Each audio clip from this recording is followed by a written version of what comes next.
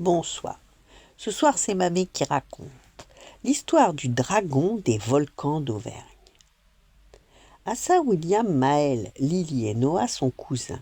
Ils partent toutes les vacances ensemble. Cette année, les 5 cousins se retrouvent en Auvergne. Lily et William jouent au ballon, Maël observe un papillon et Asa et Noah se reposent dans un hamac. « Vous savez qu'il y a un dragon qui vit dans chaque volcan ?» demande Noah. « N'importe quoi !» répondent les autres. « Si, c'est vrai !» insiste Noah. « C'est pour ça que parfois il crache du feu. »« Il y a plein de volcans par ici, » déclare Lily. « On n'a qu'à aller voir. »« Oh oui, le dragon !» approuve Maël en sautant de joie. Les 5 cousins commencent l'ascension du puits du Pariou. « Pourquoi celui-là et pas un autre ?» interroge William. « Parce que pour descendre à l'intérieur de son cratère, explique Lily. Dans celui-là, on peut. C'est le meilleur moyen de vérifier s'il y a un dragon. »« Et s'il y en a un ?» s'inquiète Noah. « Les volcans d'Auvergne sont endormis depuis des milliers d'années, » s'esclaffe Lily. « Alors, s'il y a un dragon, il est en train de faire un gros dodo. » Les enfants suivent un chemin en terre tracé par le paysage et le passage des randonneurs. « Regardez, on voit le puits de Dôme » s'exclame Lily. « C'est incroyable » s'émerveille William. « Toutes ces collines sont en fait des vieux volcans. » Soudain, Asa ne se sent pas très bien.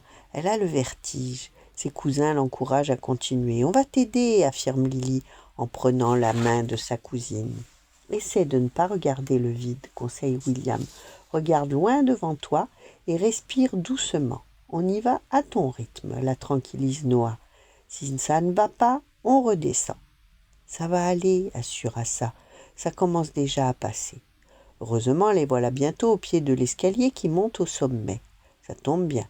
Noah commençait à s'essouffler. Les enfants font une pause et en profitent pour admirer le panorama. « C'est tellement beau, tout ce vert » s'extasie William. « Oh, le gros oiseau » lance Maël en pointant son doigt vers le ciel. « Regardez, j'en veux un » Lily pousse un cri de joie. « C'est un aigle. J'ai toujours rêvé d'en voir en vrai. » Le rapace plane pendant de longues minutes pour le plus grand plaisir des 5 cousins qui en prennent plein les yeux. « Allez, on repart » décide Asia.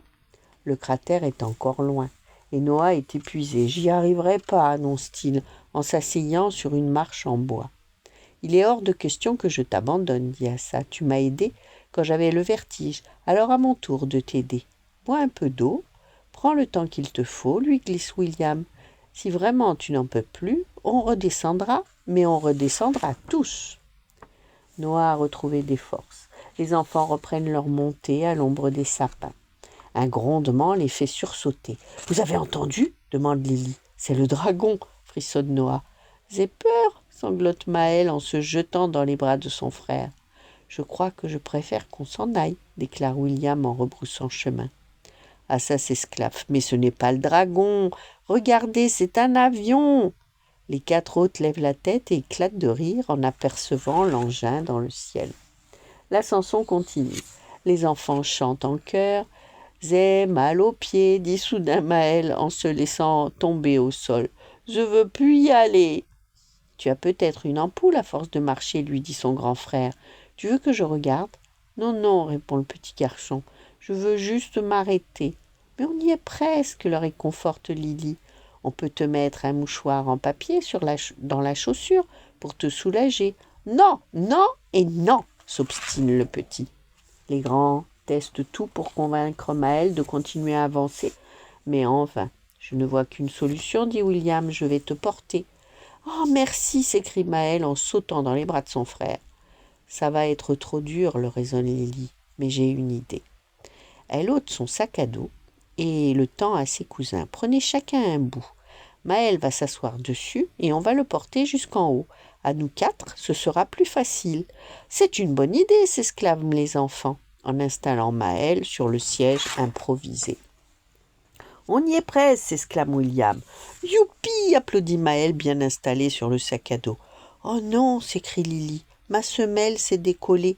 On dirait que ta chaussure ouvre la bouche » rit William. « Je ne peux pas continuer comme ça » se lamente Lily. « On va trouver une solution » la rassurent les cousins.